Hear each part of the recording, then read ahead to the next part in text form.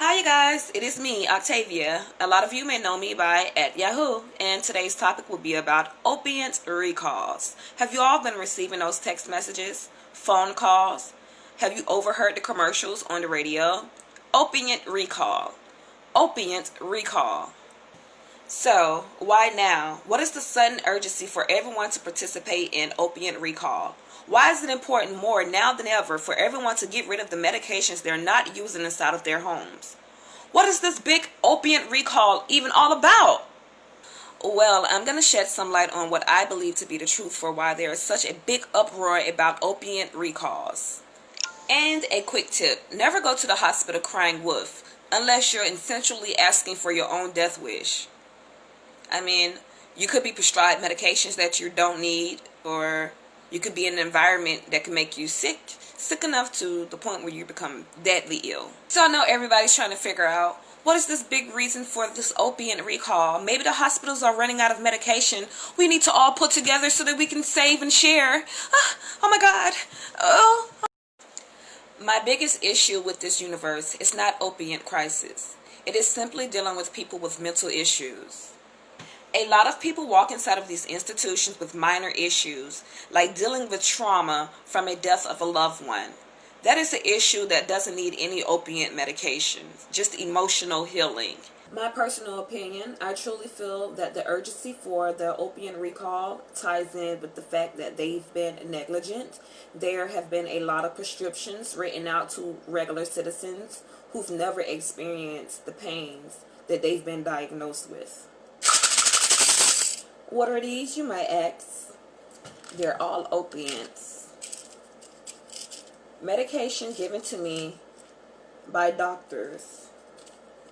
Medication for stomach ulcers that I do not have and never experienced. Well, I consider myself to be well behaved, and with that comes obedience. There is nothing better than an obedient adult. So I tried to do the right thing, listen to the things that my doctors were telling me to do, take these prescriptions, and hopefully feel better. I end up feeling worse after taking the medications.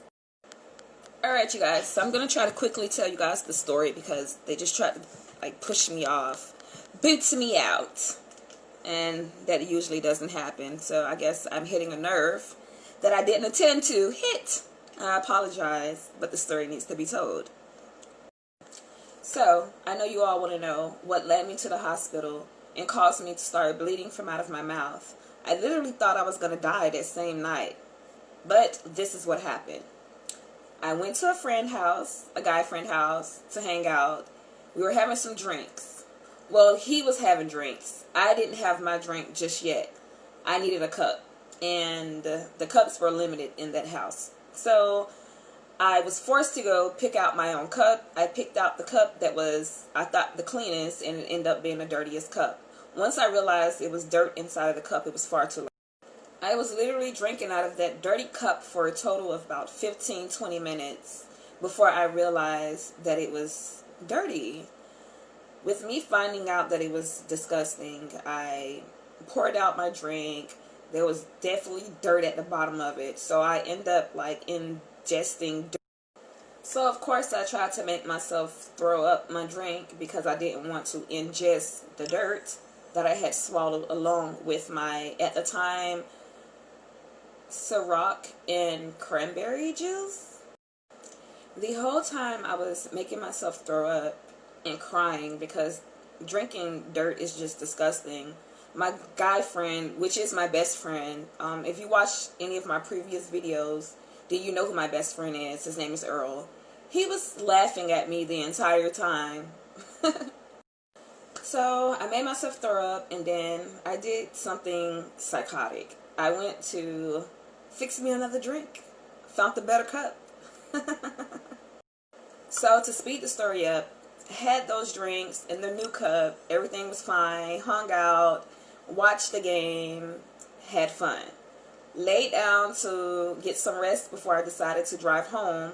I was asleep for probably about an hour before I felt like I needed to vomit.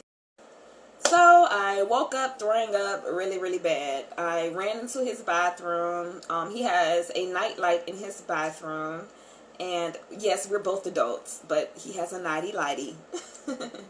And so I didn't need to turn on the big light. I was satisfied with the small light. I was in there throwing up. So I was in there, you know, like I said, throwing up. And then he came to check on me. He turned on the big light, and that's when he saw blood everywhere. And he's like, "You're bleeding." I'm like, "Where?" And I looked down, and there's blood in the commode, and there's blood on the floor. Ugh, nasty. So I immediately freaked out. I thought I was going to die. I begged him to take me to the hospital. Like, he was drunk. I was drunk. I had, like, literally, and guess what? Friends don't ask friends to drive drunk. But I literally thought I was going to die. So, like I said, we made it to the hospital. I asked him to, you know, go back home and let me deal with this myself, because I didn't even understand at this point what was really going on with my body, because that had never happened to me before. So I went inside, checked myself in. Once checked into the hospital, here's where the corruption with the opiates start. You guys, I really didn't want to speak on this due to the fact that the hospital I went to that night happens to be one of my favorite hospitals. I gave birth there. You know, like I said, it's one of my favorite hospitals. So I really didn't want to, you know, put them on blast and expose them. So I was taken in the back, and I was told that the bleeding was coming from my nostrils. Okay, nostrils up here. All right. Before I left the hospital, I was given a prescription for medication for ulcers down here. Before leaving the hospital, I asked the doctor, what was this prescription for? She told me it was for stomach ulcers. It was going to help me stop bleeding from the stomach inside out. I responded, "You told me that it came from my nostrils."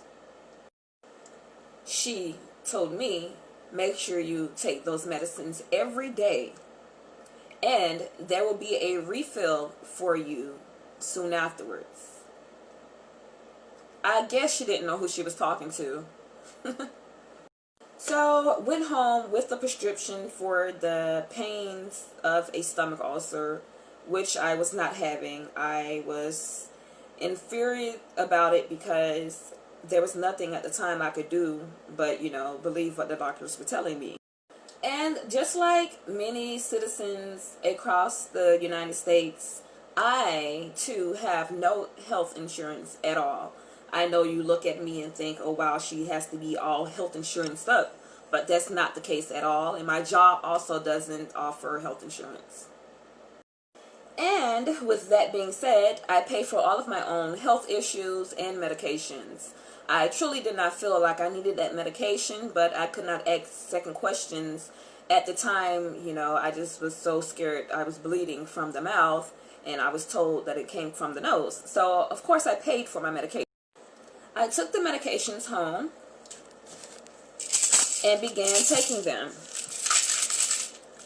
I took them for a total of 2 days before I just felt like I couldn't even take it anymore. My stomach hurt so much. It was the worst pain ever. Alright, you guys. So I stopped taking the medication and I continue living my normal happy life. But in the meantime, I was getting phone calls and text messages from the CVS pharmacist asking for approval of my insurance from my insurance company. Like, how? Alright, you guys, so I stopped taking the medication and I went back to living my normal happy life as usual. I tried to do what the doctor asked me to do, but it was causing me more pain than I was already feeling before I actually went to the doctor. Remember, I only went because I was afraid. I was bleeding from the mouth, vomiting. In the midst of me living my normal happy life, I was given and receiving phone calls from the CVS pharmacist asking for approval from my insurance company, which I never understood because I paid for my own medication, which totaled to be almost $200. It made no sense to me because, like I said, I didn't have any insurance for him to get approved. I paid for my own medications, and it's kind of always been that way. I'm still confused on why I'm receiving text messages. Here's proof right here.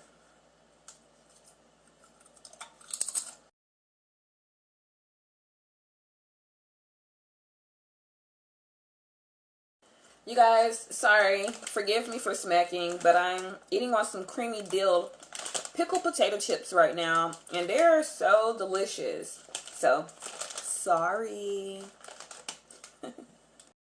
And you all don't think that I'm gross, but for my dipping sauce, I'm using KFC's mashed potatoes. So delicious. See, I'm on a weight gain journey, and I plan to actually gain, not lose. See? Mashed potato chip. I do apologize for grossing you all out if I did. But let's get back to business. We're talking about something really important. Opiates. I'm trying to remember where I left off.